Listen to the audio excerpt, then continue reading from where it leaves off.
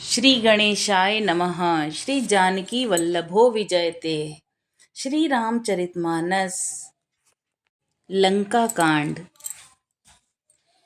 एहि बीच निशाचर अनी कसम साथ आई अति घनी। देखी चले सन्मुख कपि भट्टा प्रलय काल के जनु घन घट्टा।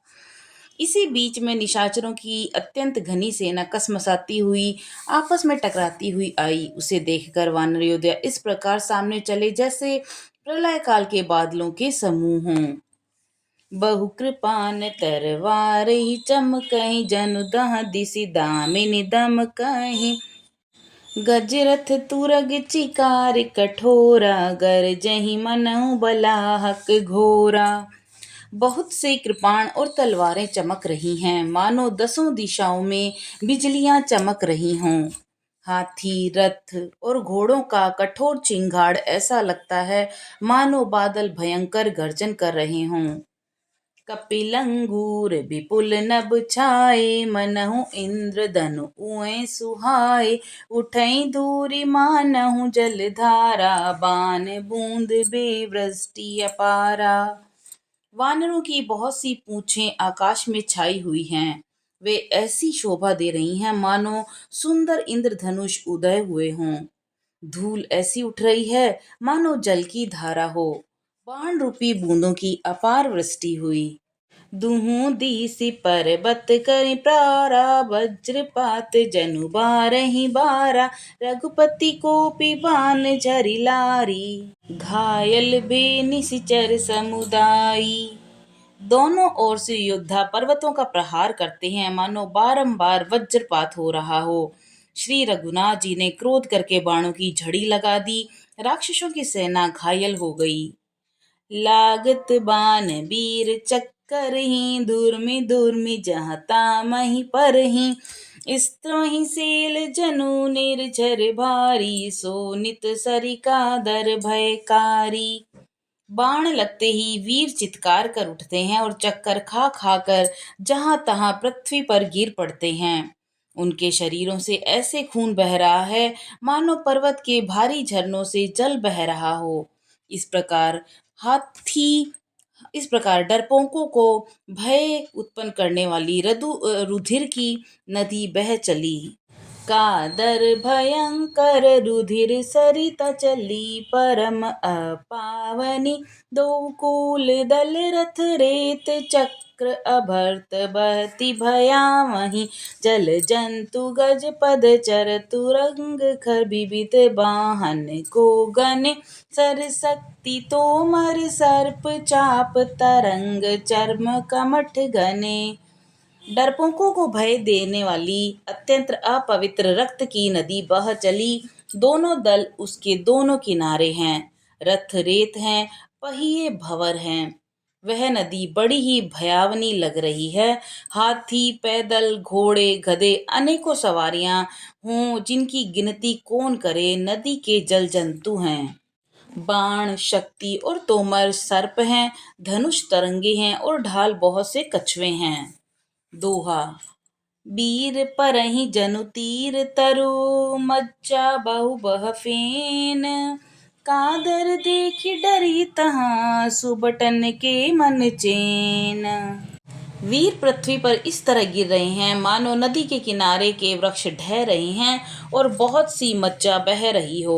वही फेन है। डरपोक जहाँ इसे देखकर डरते हैं वहाँ उत्तम योद्धाओं के मन में सुख होता है। मजहि भूत पिशाच बेताला प्रमथ महाजोटिंगी कराला। काक कंक ले भुजा उड़ाही एकत छीने ले खाही। भूत पिशाच और बेताल बड़े बड़े झोंटों वाले महान भयंकर जोटिंग और शिवगण उस नदी में स्नान करते हैं। कोय और चील भुजाएं लेकर उड़ते हैं और एक दूसरे से छीन कर खा जाते हैं। एक एक ही ऐसे ही सुधाई सठहु तुम्हार दरिद्र न जाई। कहरत भट्ट घायल तट गिरे जह तह मनहु अर्ध जल पेरे। एक कोई कहता है कि अरे मूर्खों, ऐसी सस्ती है बहुतायत है फिर भी तुम्हारी दरिद्रता नहीं जाती। घायल योद्धा तट पर पड़े करहा रहे हैं, मानो जहां तहां अर्ध जल वे व्यक्ति जो मरने के समय आधे जल में रखे जाते हों पड़े हों। खींचहि गीध आत तट भय जनु बसि खेलत चित दय बहु बट बाई चढ़े खग जाहि जनु नावरी खेलई सरी माही। गिद्ध आते खींच रहे हैं मानो मछली मार नदी पार तट से चित्त लगाए हुए ध्यानस्थ होकर बंसी खेल रहे हों। बहुत से योद्धा बहे जा रहे हैं और पक्षी उन पर चढ़े चले जा रहे हैं, मानो वे नदी में नौका क्रीड़ा खेल रहे हों। जोगिनी भरी भरी खप्पर संचहि भूत पिशाच बधू नभ नंचहि बट कपाल कर ताल बजावहि चामुंडा नाना विधि गावहि। योगिनियां खप्परों में भर भर कर खून जमा कर रही हैं, भूत पिशाचों की स्त्रियां आकाश में नाच रही हैं, चामुंडाएं योद्धाओं की खोपड़ियों का करताल बजा रही हैं और नाना प्रकार से गा रही हैं। जम्बुक निकर कट कट कटही खाही हुआय घाय दपटही कोटिन रुंड मुंड बिनु डोलही शीस परे मही जय जय बोलही। गीदड़ों के समूह कट कट शब्द करते हुए मुर्दों को काटते खाते हुआ हुआ करते पेट भर जाने पर एक दूसरे को डांटते हैं। करोड़ों धड़ बिना सिर के घूम रहे हैं और सिर पृथ्वी पर पड़े जय जय बोल रहे हैं। छंद। बोलहि जो जय जय मुंड रुंड प्रचंड सिर बिनु धावहि खप्पन खग अलुझी जुझी सुबट बटन ढावहि बानर निशाचर निकर मरदहि राम बल दर्पित भय संग्राम अंगन सुबट सोवहि राम सर निकरन गए। मुंड यानी कटे सिर जय जय बोलते हैं और प्रचंड रुंड धड़ बिना सिर के दौड़ते हैं। पक्षी खोपड़ियों में उलझ उलझ कर परस्पर लड़े मरते हैं। उत्तम योद्धा दूसरे योद्धाओं को ढहा रहे हैं। श्री रामचंद्र जी के बल से दर्पित हुए बानर राक्षसों के झुंडों को मसल डालते हैं। श्री राम जी के बाण समूह से मरे हुए योद्धा लड़ाई के मैदान में सो रहे हैं। दोहा। रावण हृदय विचार भा निशिचर संघार मैं अकेल कपि भालु बहु माया करऊं अपार। रावण ने हृदय में विचारा कि राक्षसों का नाश हो गया है, मैं अकेला हूँ और बानर भालू बहुत हैं, इसलिए मैं अब अपार माया रचूं। देवन प्रभु पया दे देखा उपजा उर अति क्षोभ विशेषा सुरपति निज रथ तुरत पठावा हर्ष सहित मातली ले आवा। देवताओं ने प्रभु को पैदल बिना सवारी के युद्ध करते देखा तो उनके हृदय में बड़ा भारी क्षोभ उत्पन्न हुआ। फिर क्या था, इंद्र ने तुरंत अपना रथ बेच दिया और उसका सारथी मातली हर्ष के साथ उसे ले आया।